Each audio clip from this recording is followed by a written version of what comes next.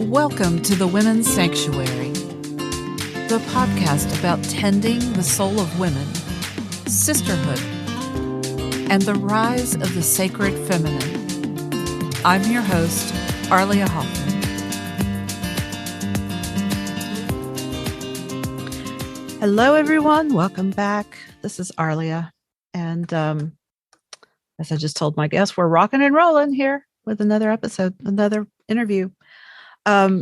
This is the Women's Sanctuary. This is what I have envisioned to be a safe, sacred space where women can come and be together, talk about what's up for them, talk about transformation, living their purpose in the world, soul care, and whatever else comes up for us. Welcome.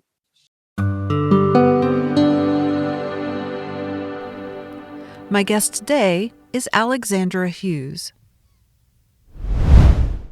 Alexandra Raquel Hughes is a feminine leadership and business mentor and certified coach in beyond quantum healing hypnosis.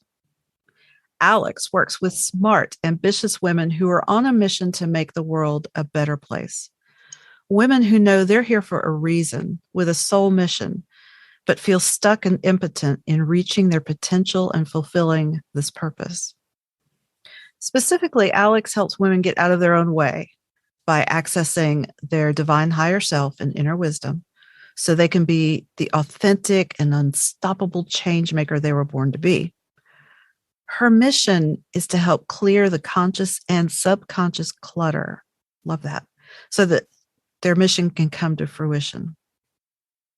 Alex is a Peruvian Canadian who's lived in 8 countries, speaks 4 languages, and holds a Master's of Philosophy and Development Studies from the UK and a BA in Environmental Studies from Canada. She is committed to diversity, environmental regeneration, and rising of feminine energy. She also identifies as a priestess and a witch. She's an earth-worshiping, tarot reading, astrology junkie, currently based in Toronto with 3 strong personality kiddos and an ever-loving left-brain husband. Alex, welcome to the Women's Sanctuary. Thank you, Arlla. You make me sound very interesting. Well, you are. You are. I'm fascinated. I mean, like I told you a few minutes ago, I love to dive into the astrology, and well, we can also talk about kids with strong personalities and left-brain husbands. By the way, there was a comedian in the US years ago, a tall Southern woman. I mean, she had to be over 6 feet tall. And she was probably Southern Baptist, but she was one of the funniest comedians I've ever heard. And she would always talk about her husband. She called him left brain. That was what she referred to him as. That was her name for him, was left brain. I was like, oh, it's perfect. She was so funny. I'll have to remember her name. But I love that. I love that. And we all need that balance, right? For us creative types, right brain types. That's left right. brain. Yeah. Left brain people, we need them too. All right. So let's get into it. I would like to start with so many places. Oh, one thing we didn't mention in the intro is that you're also the host of the WitchHunt Podcast, which we will get to in a moment. I want to talk about self-doubt because it's right there on the front page of your website. And I love that because it's so common. It's something that's part of the human condition. Tell me about what self-doubt is to you and how you work with it. Yeah, it's such a good question. And before we jump in, I just want to say thank you, Arlla, for having me here in this sacred space. It's such an honor to be here. I love your podcast, as you know, and it's a delight. You. And I really feel honored to be here. So, okay, let's jump into self-doubt. I think that self-doubt for many of us has come to feel so natural and so much a part of our thinking process. And that's definitely what happened to me. And I think that when it started sort of having a louder voice and a bigger role at my table, metaphoric table, when I became a mom. Mm. And then when I started a business. So I believe that we live in a system, and we've been swimming in the soup of a social system. Let's just call it the patriarchy. Let's do that. that places people according to their gender or their sex in boxes, and tells men what a good man is, and tells women what a good woman is, and mothers what a good mother is. And so for me, becoming a good mom was very confusing, because of course, this wasn't necessarily true for for our parents' generation or for my mom, because I think, there are probably about 5 books on the shelf about parenting.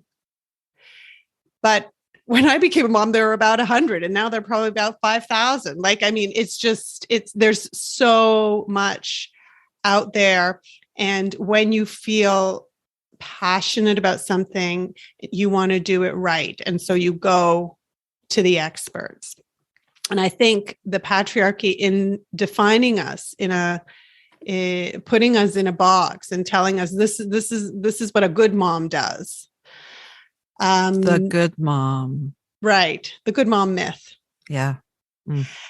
When we internalize that we need to tick certain boxes, we need to behave certain ways, and that the answers are on the shelf or with the expert and not inside of us, then we begin to doubt. And I think the same is true in business or in any project, really, that you take on.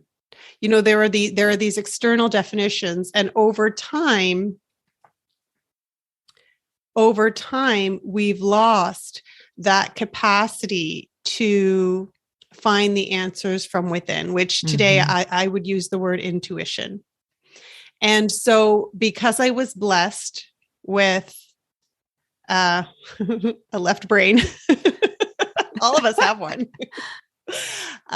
Very early on, I learned that left brain was going to make people around me proud, that left brain was going to get me the marks that would get me, into certain, into college or into university. And so I stepped fully into that left brain, and I became a really good thinker and a really good academic. And when you're there analyzing and thinking, and you're disconnected from the answers within, you can spend a hell of a lot of time up there. Yeah. Going around and around and around and finding the right answer. And what I've learned to be true is that the right answer doesn't actually exist. There are a plethora of possibilities. Can you say that again? What I've come to learn, and I'm 49 years old, so it's not like, I'm a young'un. It's taken a while. It's taken a while.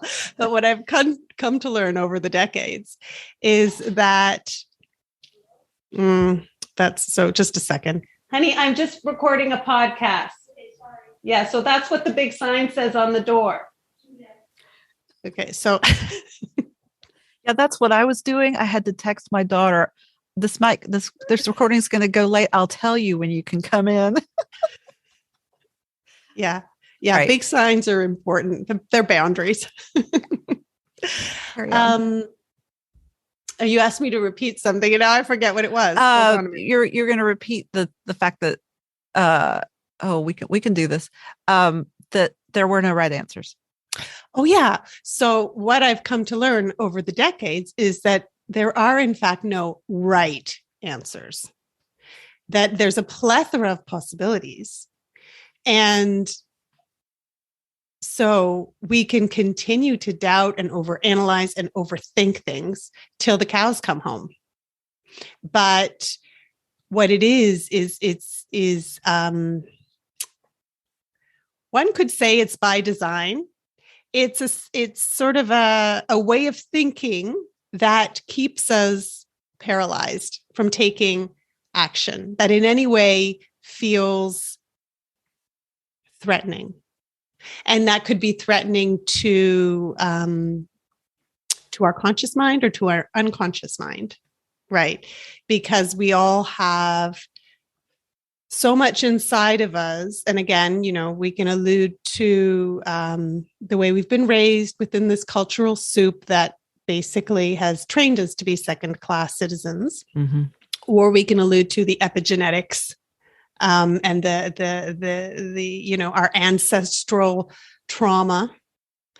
And we can refer to past lives if we want to even go there, and the trauma of past lives that maybe we've experienced.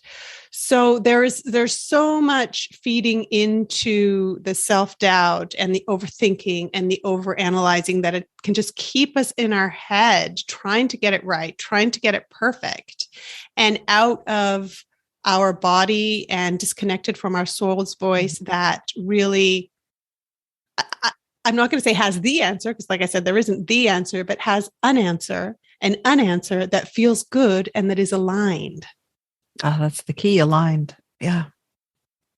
It was actually a recent guest, Stacey Ruth, talks about this and talks about the imposter syndrome, which is really this collection of behaviors.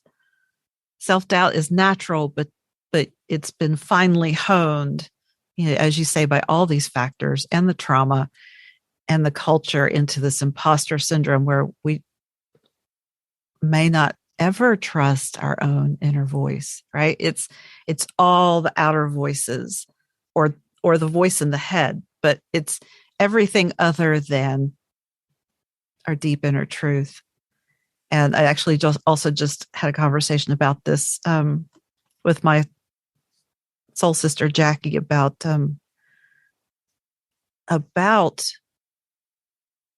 this, but also all of those voices, even the spiritual voices outside of us that are glittering and alluring and attractive and pull us in with something that is sparkly and exciting and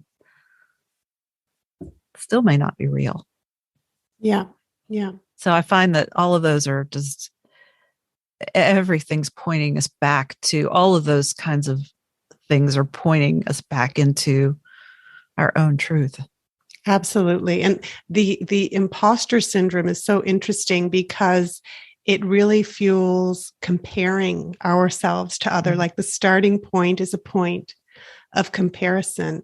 And of course, I'm increasingly looking at nature's systems in order to learn how to create a regenerative feeling or a regenerative lifestyle and a regenerative business. Because of course, the only example we have of regeneration are the natural systems, which we are. We are that, but we've disconnected from it. And so I'm coming back around. I'm coming back around to comparison. But nature's systems are fueled by diversity, right? So why are we comparing ourselves to somebody else when the magic lies in our uniqueness? It lies in what makes us different and diverse. And when each of us is able to tune in and listen to that unique soul voice or that unique intuitive wisdom that lives inside of us, it's then that we can share our uniqueness and that distinct piece of this massive diversity that brings a balance and healing to the collective. There's a really great book by, I'm looking at my bookshelf. The listeners obviously can't see me. I'm looking at my bookshelf. It's Adrienne Maree Brown, and it's called Emergent Strategies. And I think I can't see it because I think I've lent it to a friend.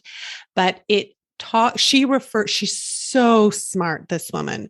She is African-American, and she writes these most radical books. And in this one, she looks at different sort of pieces of ecosystem, different, they're systems within the broader system, and looks at the principles behind them to guide sort of strategic movement forward for society. So strongly recommended. But that's where I got the idea of looking, to natural systems to really support a connection. Because so the other thing that I'll just, and I alluded to it, is that we are nature. And so when we are connected to our inner wisdom, to that unique voice inside of us, then we're actually like playing our role in this bigger system fully or wholly, and contributing in the best way that we can. Does that make sense? Yes. I love that. It helps you answer your own question of like, who am I? What am I here to do? It's all,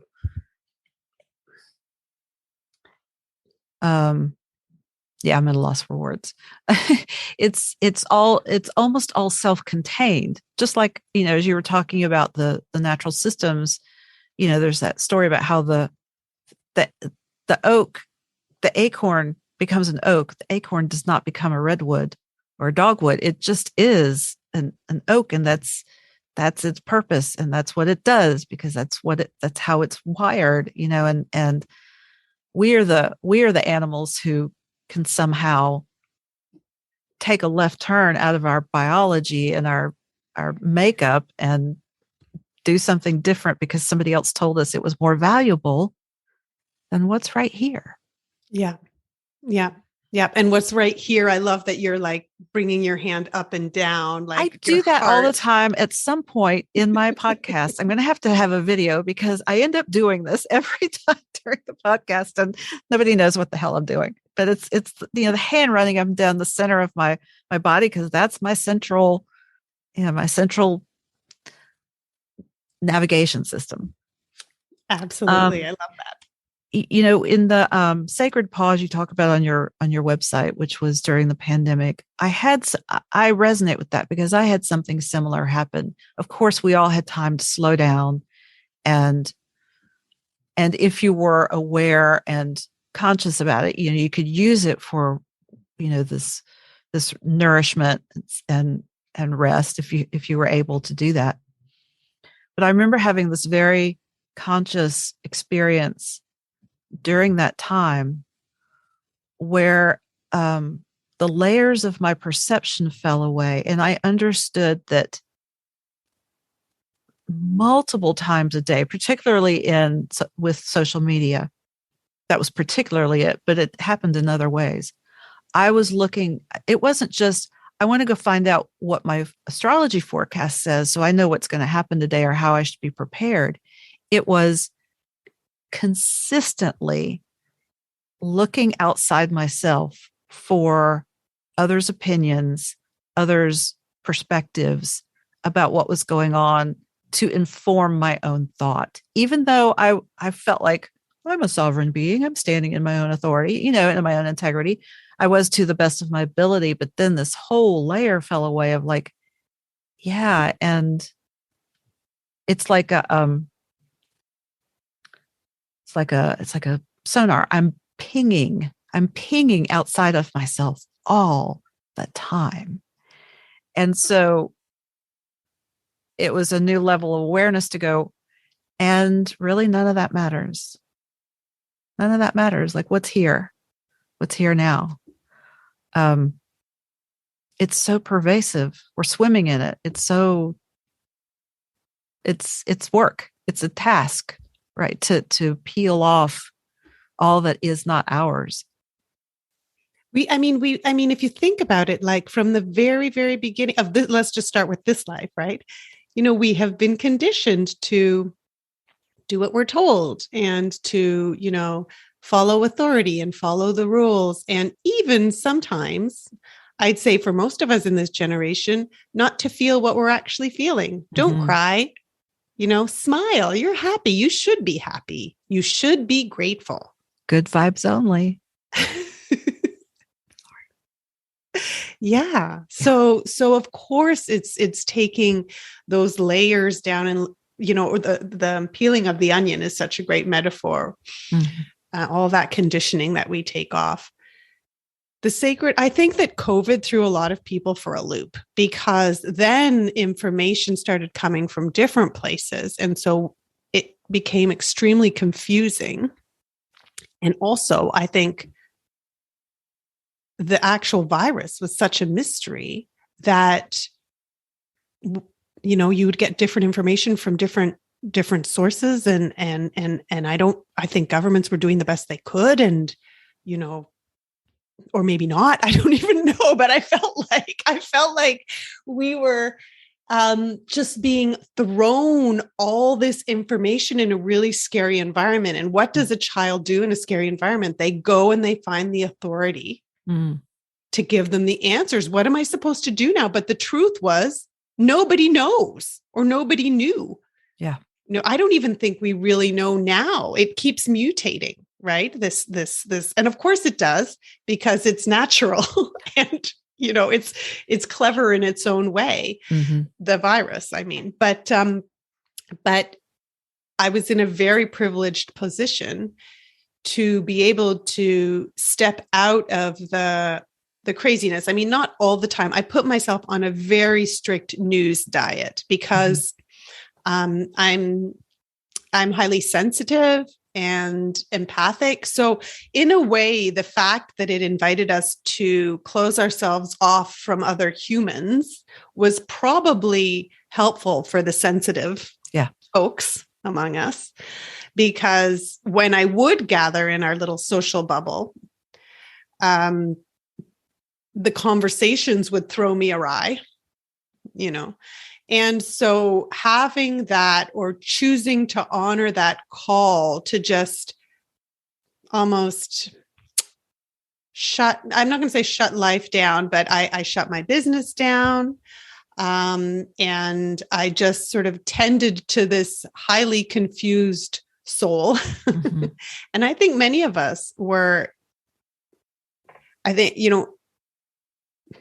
terrified. I was never actually scared of COVID, which is really interesting. And I wonder if it has to do with the fact that I took that time to just stay away from the news and really go inwards. And to a certain degree, I know that some people would see that as selfish, but I couldn't have offered what I needed to offer to my family if I hadn't done that. And then the result of what came to me during that time of being in my garden and taking my baths. And we were living in Brazil at the time, so I had help in the house and I could afford horseback riding. So going out and riding my horse, like all these different things that were so therapeutic and healing, they opened up a very, very strong connection to that intuition that we were talking about. And so really it was at that point when I started to trust that voice, and the voice was telling me or guiding me in a different direction. And there was an invitation to heal traumas from this life. And then I was to learn about past lives as well. So there was an unfolding of events, we can call them breadcrumbs along the path of awakening, that led me to offer the world what I offer the world today, and to really step into a different version. It's not a different version of myself, but a more whole version of myself. I think I had shut down for all that time that wonderful left brain was taking charge of the situation and, getting the good marks and getting into the good universities and all that stuff. That other part of myself had sort of fallen asleep, and now it was really waking up. So that's what the sacred pause did for me. It was like pressing pause on life. I think metaphorically, COVID invited many of us to slow down, but not everyone, obviously. In fact, very few of us were in a privileged position to be able to do what I did. And yet, whenever that pause happens, it definitely serves. I mean, getting back to, us being in a natural system, that's what every organism does. They have a natural cycle. And you and I are both in a group that really highlights that that natural cycle. And it might have been that group, might have been somewhere else. I heard about this third hand, but the question was, what do you call something that never stops growing? And the answer was, you call it cancer. Oh my God, I'd never heard of that. Yeah. If something doesn't follow the natural order of growth and death and rebirth and regeneration, which all organisms do, but if there's something that is continually growing without that natural cycle, it was kind of raised in the context of a group, and a doctor piped up and said, you call it cancer. And I was like, oh, that's a great way to look at it, to understand that the constant growth, the constant movement, the constant rise, like the stock market, that's not natural. That's a man-made system, and it's not, and it doesn't, well, I would say you and I might say it doesn't serve us because it's not natural. Yeah, that moment of it's not natural, yet it's celebrated. Isn't it interesting that you use the word cancer, and everybody, just shudders when one uses that word. But at the same time, there's something inside of us that, and again, conditioning, that tells us that to keep on going, to keep on doing, if you stop, you won't get where you need to go. Mm-hmm. And so there's this perpetual grind that we're encouraged to keep on, just keep on.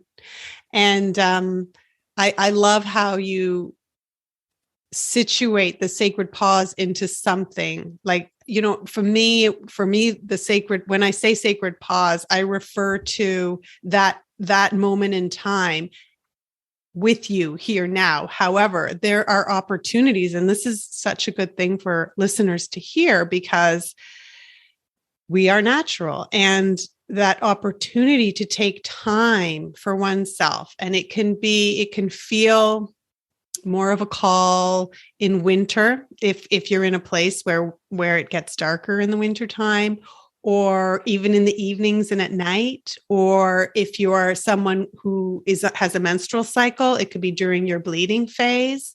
There's so many, or during the dark moon, like there's so mm-hmm. many beautiful moments when energetically we're invited just to pause. And I'll use the business term, the return on investment is huge, because the darker the shadow, the brighter the light. And so the more restful the rest, the more like buoyant the energy at the other end. So thank you for contextualizing what a sacred pause can be and how accessible it is to all as living creatures.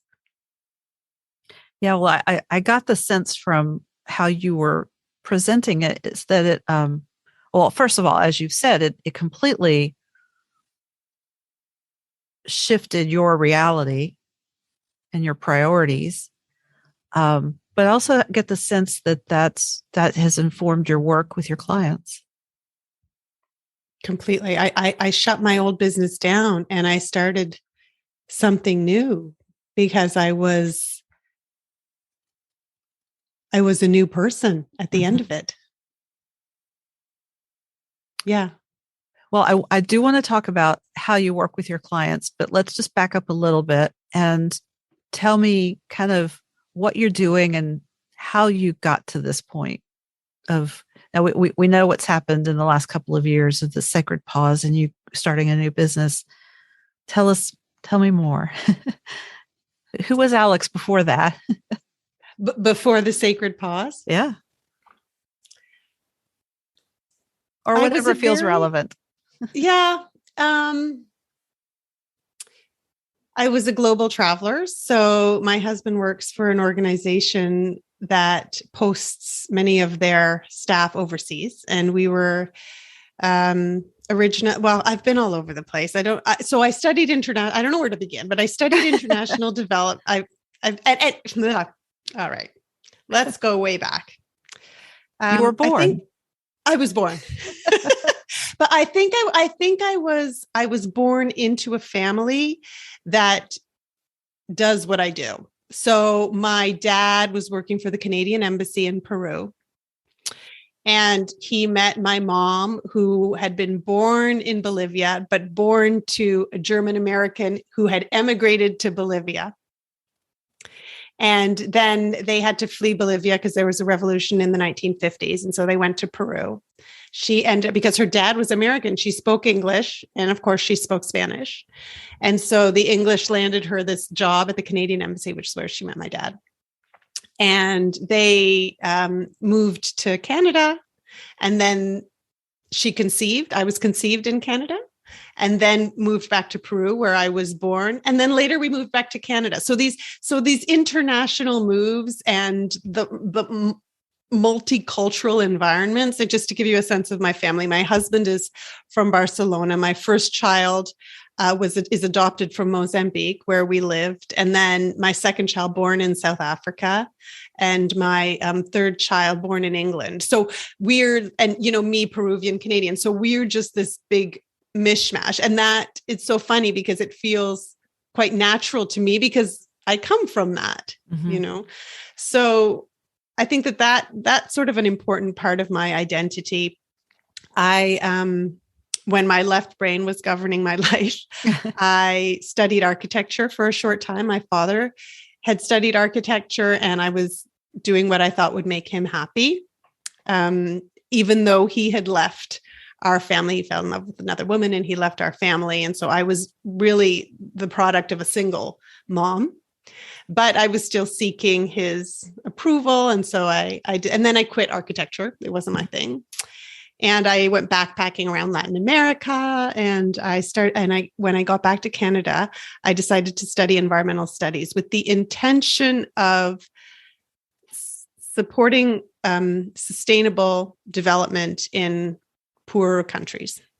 That was sort of the intention. And once I finished that, after a number of internships in different places around the world, I applied and got a scholarship to do a master's in the UK, where I studied international development.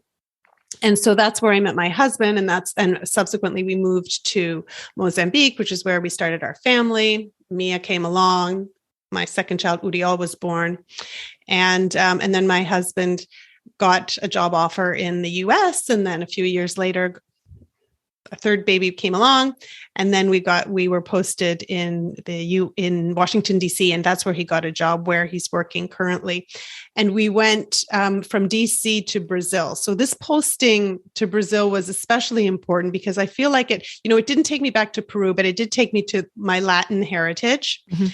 And it also opened up my world in a way that many Western, or at least in the Northern Hemisphere, mothers' worlds aren't opened up because we're in a state of overwhelm all the fucking time. Mm. And I was that woman. I remember moving from the UK to the US. And I remember just looking around at all the soccer moms and at the schedules and thinking, how am I going to do this? Like, how am I going to be as successful at what they do? Because the pace had just gone from 0 to 10. Like I was living in Brighton. And yes, there was a lot of, driving the kids around and stuff like that, but it felt more human, more of a human rhythm. Mm-hmm. Washington, DC did not feel like a human rhythm. Mm-hmm. It felt like these children were being groomed for Harvard through soccer scholarships from age 6. And I remember my kids coming home and saying, "Mom, have you started our university fund? Because so-and-so's parents have started their university funds and they're expecting them to go to Harvard. Do you know where you want me to go yet?" And I thought, university? I don't even know what day of the week it is, like. But there's major sort of driven ambition, linear thinking. And of course, these are parents that are doing the best they can. But I, looking outside myself for what the right thing to do and the right way to parent was trying to keep up with it all. Yeah.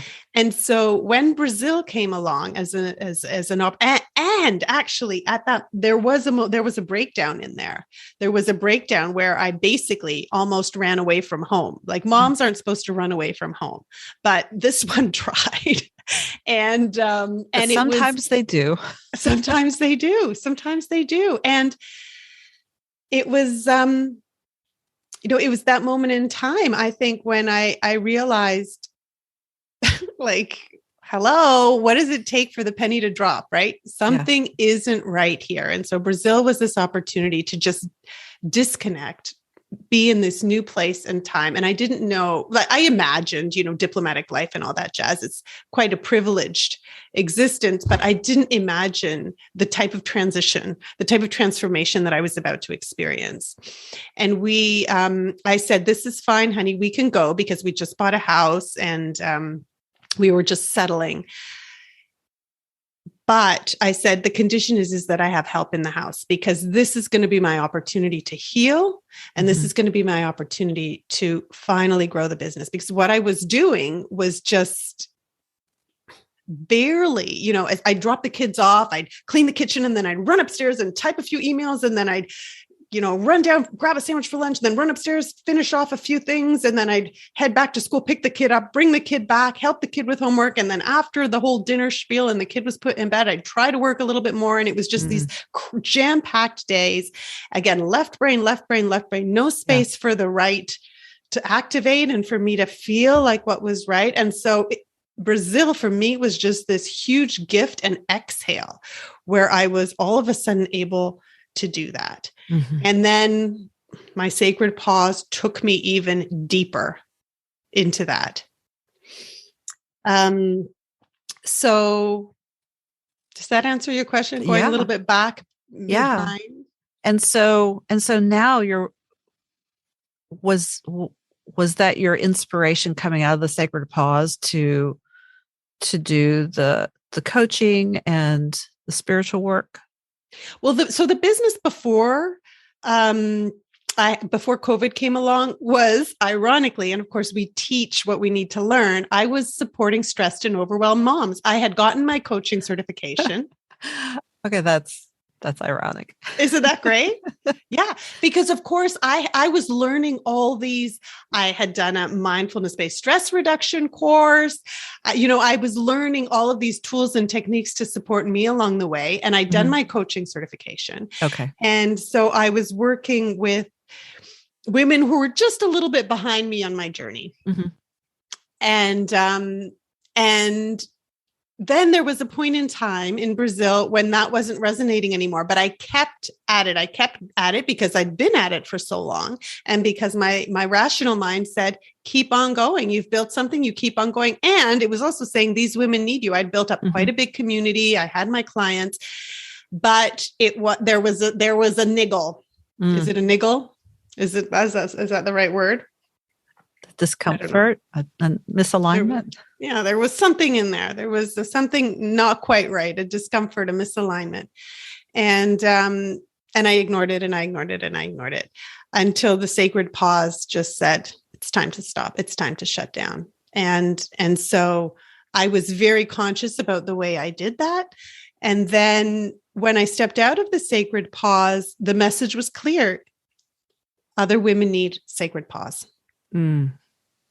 And so I designed a program called the Sacred Pause Experience, which includes the rituals that I was using during my own sacred pause. And I came to see, it's just so funny how things unfold in magical ways when you surrender to it all. I came to see that the rituals that I was using were aligned with the moon.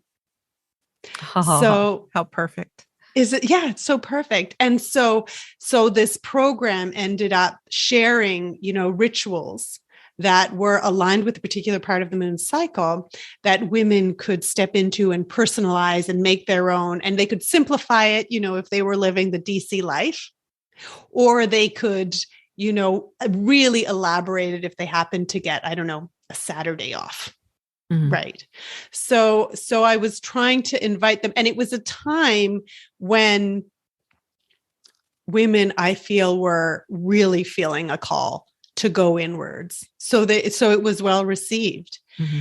And then following that, I created a program called Metamorphosis, which again was all about, it was based on my experience. It was it was a process of really the shadow work, mm-hmm. That I had went through in my sacred pause for healing.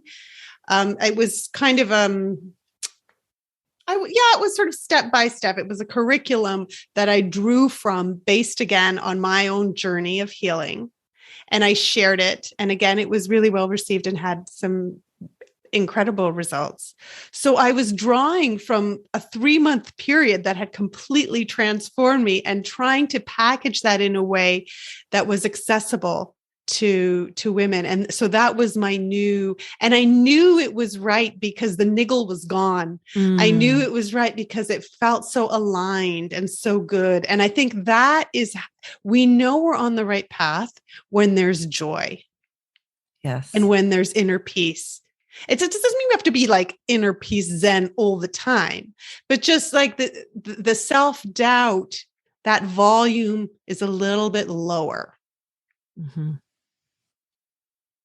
Or there's another voice able to counter that voice and say, yeah, but when you check in, yeah, but this is right. Yeah. Exactly. Oh, that's beautiful. That's beautiful. And, thank you for the work you're doing. I mean, we all need the sacred pause to be able to know and to be able to have the resources to know what to do with ourselves in that, to really honor it and make it sacred and give it a container. Mm-hmm. And like I said, it's not something that everybody is in a privileged position to just allow the breadcrumbs to sort of unfold in front of you and the rituals to sort of intuitively come. Mm-hmm. A lot of the time, and I know this now because I'm back in the North without a housekeeper, a lot of the time it's really helpful to have that structure handed to you. Yeah. And then you just go with it. Yeah. Carve out some space and shut off the phone and do it. Exactly. Yeah. Yeah, I'm feeling that these days. Like my work is aligned, so I'm feeling really good about it, and it's getting busier, and so it's those sacred pauses are really precious when they come. Yeah. Honor them when they come because it will fuel your capacity to serve in the beautiful way that you do. Thank you for that. Absolutely. I want to shift a little bit and talk about some of the things you do. In addition to your leadership and your business mentoring and your coaching, I know you also do sacred circles. Yes. No. I incorporate sacred circles into many of my programs. Okay. And, well, we could do another podcast on the astrology junkie. I love the astrology piece. But what I really want to ask about is the Beyond Quantum Healing Hypnosis. Tell me what that is. Oh, yeah. So that's one of the breadcrumbs on the sacred pause journey. And basically what happened was like I said earlier, I decided that I needed to go into my shadows. There were certain things that had been unresolved. And one of those things is that, so when my dad left, when I was 6, I had a completely blank memory from the ages of 6 to 12 in my home life. I have recollections of school, but I don't have any recollections of home life, which is interesting. And I wanted recollections of home life. I wanted to capture that. And I knew that was part of my healing. And so and I had been meaning to, for years, go to a hypnotist. Mm-hmm.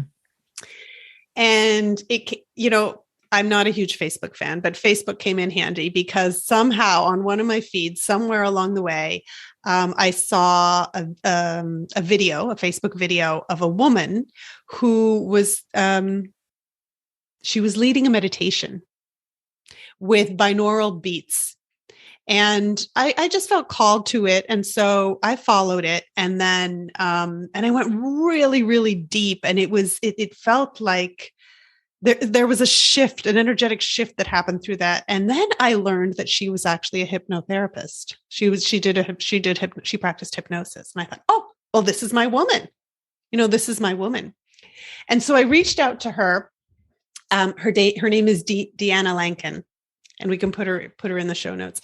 And I didn't know that the kind of hypnosis she was doing was past life regression beyond quantum healing hypnosis. I didn't know that. Uh-huh. But at this point, I was already following my gut feelings. And so I went for it. And I had the most incredible experience where, so I went, I quite easily went into the state of hypnosis, which is a theta state. She took me there. And then there were all these different, it's like, I don't know. Have you ever been hypnotized? I have. Yeah. Did you experience it like a dream? Like going from one vision to another. So one scene to another scene. Yeah, sort of. Yeah. Yeah. So it was like that, except in the beginning, I set my intention. So my primary intention was, of course, to heal and to recover those memories. But then a whole bunch of other things happened along the way. And there was this one image of me standing over what was like a stone. If you think of the images of Machu Picchu, so these huge stone blocks, but there was a stone kind of platform and there was a woman on it, and I was standing over all in white, and there was like this light around us that I was, I don't know, facilitating or holding or doing something with. And Deanna said, okay, so you are doing some priestess healing here in this space. I'm like, huh?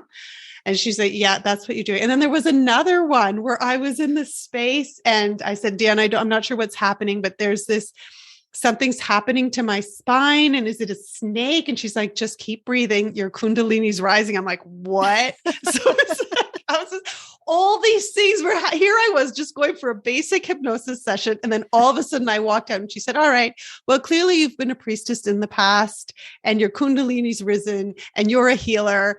And I'm like, huh? What? Oh, like, wow. And you need to train in this because I have never had anybody who's had this kind of a powerful session, and a whole bunch of other stuff happened too. But, and so I did, and she mentored me.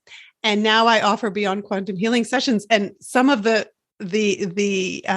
experiences that these women have had, just, they continue to blow me away. Like, for instance, women who have gone back into forms of deities. They've experienced themselves as deities, like Isis, for instance, or gone to Atlanta, for instance, or like gone to other planets, or seen the world from the perspective of a tree.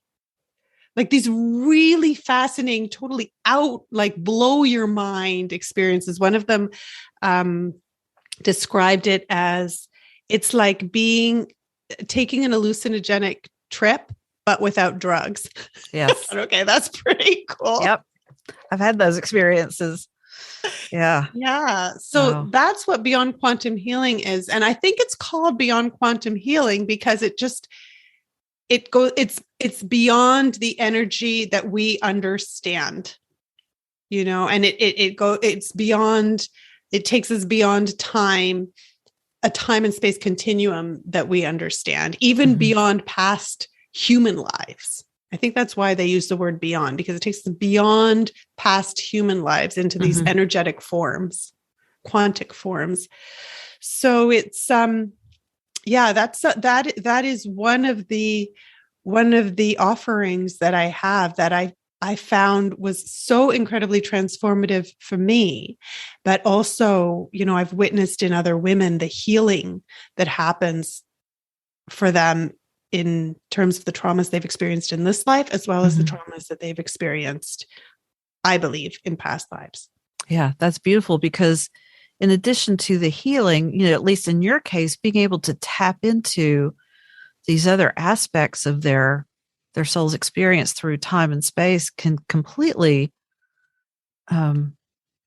awaken, open, shift, their current reality into, in your case, owning that identity as a priestess and a witch and the energetic and the kundalini and all of that. Just like that wasn't something your left brain was prepared for, but to be able to embrace that and own that is huge. Mm-hmm, mm-hmm. And to be fully honest, like it took me quite a while and further affirmations to confirm that, in fact, what I'd witnessed in that internal, I call them soul journeys, because I feel like soul journey beyond quantum healing feels quite nebulous, like a bit mysterious, but soul journeys is kind of resonated with me. Your soul is taking you on a trip. But like talking of astrology, my astrologist, I have a Brazilian astrologist. In fact, I just spoke with her yesterday, and she said to me, when she did she does these readings that are like soul mission readings. So she'll look at your natal chart and she'll assess what your soul purpose is and what you're here to learn.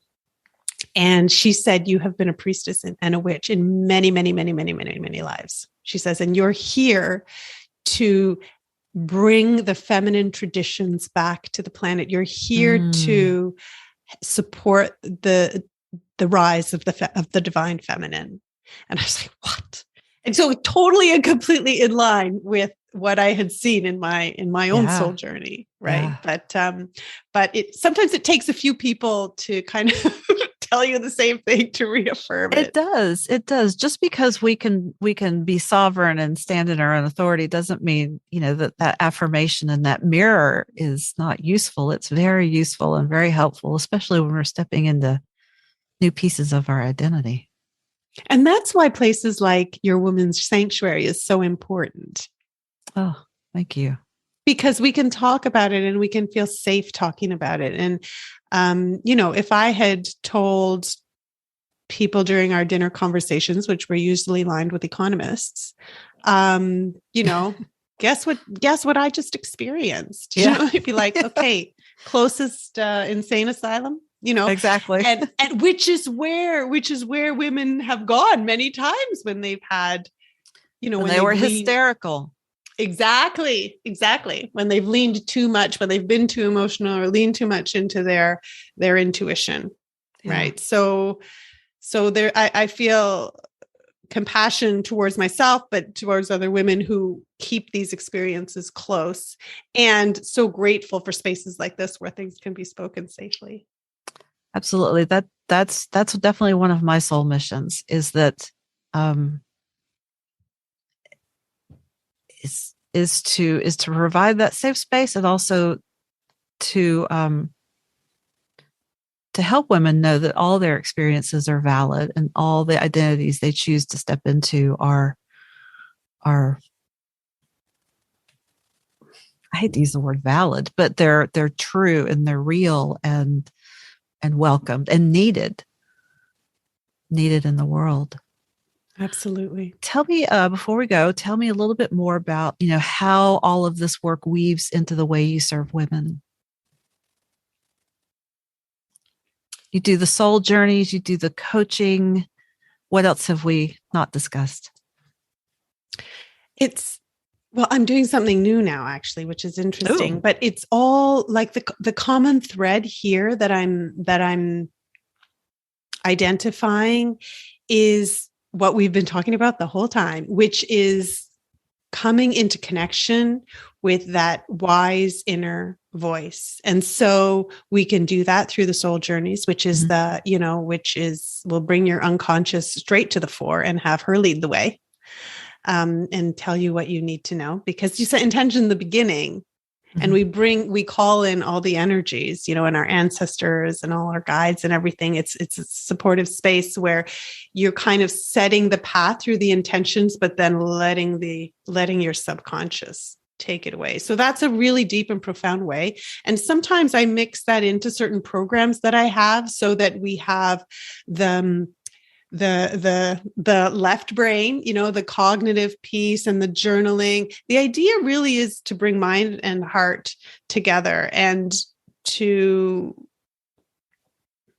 detox the toxic masculinity, the overthinking, the self-doubt, the perfectionism, all of these things that have kept us small for so long. And, they're really meant in a 3D sort of existence to keep us safe. But we're no longer being burned at the stake. And so it's safe to, I think, express ourselves more fully, being sourced from that place within. So all the work that I do does that. And now what I'm starting to create now is a course on using one's intuition in one's business, because this is something that I have realized has made the biggest difference for me. And I never really put words to it, but I am witnessing women around me, yourself included, and in the communities that you and I belong to together, just blossoming as they start to really honor spiritual guidance that comes from within. And this doesn't mean that, you're not going to be guided to the right mentor or the right coach or the right community. That's not what it means. It doesn't mean that you have to do everything, which is another one of those internalized patriarchal messages. But it does mean that the expert out there doesn't have the answers. Like the good coach, the good mentor will ask you. And I got so frustrated by so many of them that said, you have the answers. You have to sit. I can't tell you what to do. What do you mean? I'm paying you to tell me what to do, but they're not. Exactly. Or they're. That was exactly my conversation with Jackie. It was that, the good teachers will give you the tools and lead you back to yourself. That's exactly it. And so that's the intuition and business work that I'm now doing is exactly inviting women to do that and really honing in on playing with, experimenting with, exploring, trying to lighten it up a little bit so that we can, because it's through play and exploration and dance that our intuition comes to life. It's not going to be through us like, hey, you come out and tell me what to do. Like, that's not how it works, right? So imagine if we were in a world where we could just kind of, take decisions by closing our eyes and putting our hands on our heart. Or I used to laugh and say, oh, got to make a business decision. I'm just going to head out to my tree circle in the garden, right? Perfect. That's what I do. I don't know if that answered your question. Absolutely. I love that. And, that excites me because I think the more intuition comes online and the more people can honor it and help others find it and honor it, the more we restore this world to balance. Absolutely. Yeah. And to support women who are starting businesses that are making positive change to do that. Yeah. That's my mission. That's huge. And I so applaud your work and send it all sorts of good, loving energy and encouragement, because it's so needed. It's so needed. Well, this has been just an extraordinary conversation, Alex.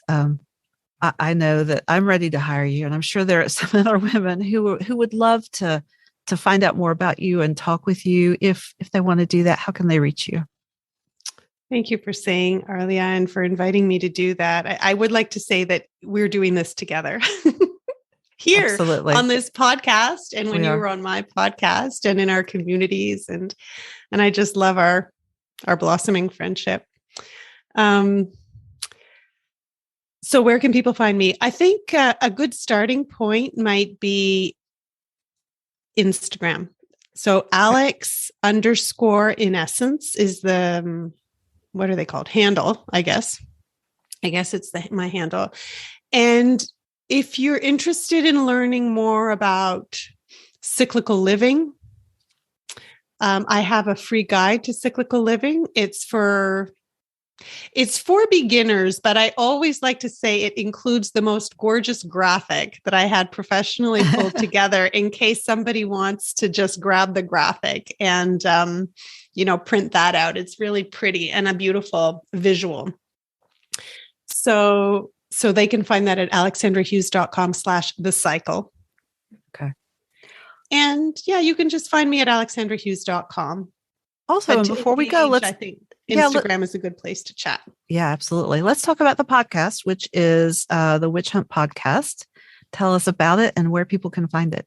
Oh, that's my baby. Yeah. And I don't even know the link off by heart. So maybe alexandrahughes.com/the-witchhunt-podcast, maybe. I'll listen, I'll send it to you. It'll be in the show notes. You're not required to know your links off the top of your head for sure. But I'll link it in the show notes. But yeah.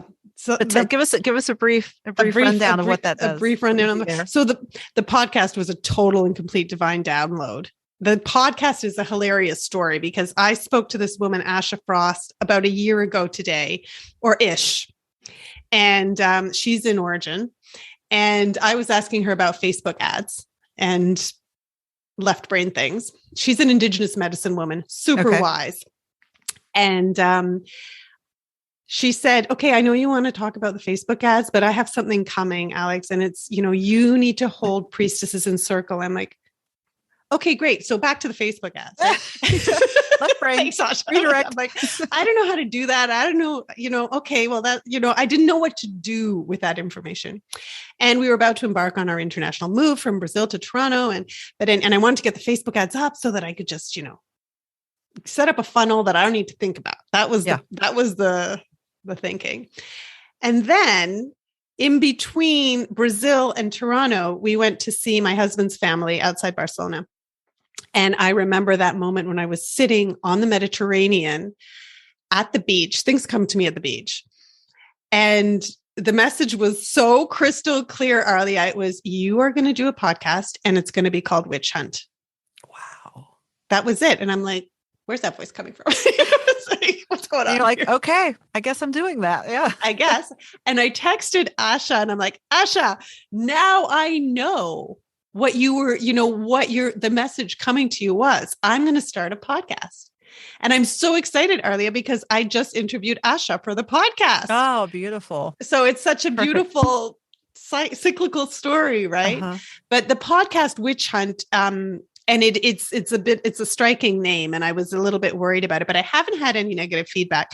It's about reclaiming the word witch, and it's about reclaiming the witch hunt as well. So it's about bringing witches together on this platform and illuminating and elevating who they are and what they do and what their stories are and the magic that they bring to the world. And again, very much like the Women's Sanctuary, it's about creating a safe space and putting words to these nebulous, difficult to describe, not ever before described experiences that have been eradicated. And reclaiming that word witch for those for whom it is a sacred calling. And I think that's just beautiful. Yeah. It's been an incredible experience. It just goes to show. And again, like, this is why the business and intuition thing is really calling to me. It just goes to show what happens when you do follow your intuition, when you really heed to these calls. Magic. Yeah. It's been so easy and so fun. And I know, because we had an amazing conversation for the podcast that's going to come up. Yeah. I was so honored to be on it. It was so exciting. Alex, this has been such a wonderful, wonderful hour. It's time for us to wrap it up and let you get back to your life. And um, thank you so much for being here. This has been wonderful. And we will have all these good resources in the show notes for people who want to reach out and find you and listen to the podcast. Arlla, it's been such a pleasure. So much fun always talking to you. We could talk for days. We could. We just might have to. Well, thank you so much, everyone, for being here. Join us next time to hear more women sharing their stories. If you enjoy these podcasts, please consider leaving a review on your favorite podcast provider. It helps people find us, and it helps people like Alex get found and more women find her. So thank you again to Alex for being here. This is Arlla Hoffman, and this has been The Women's Sanctuary. We'll see you next time.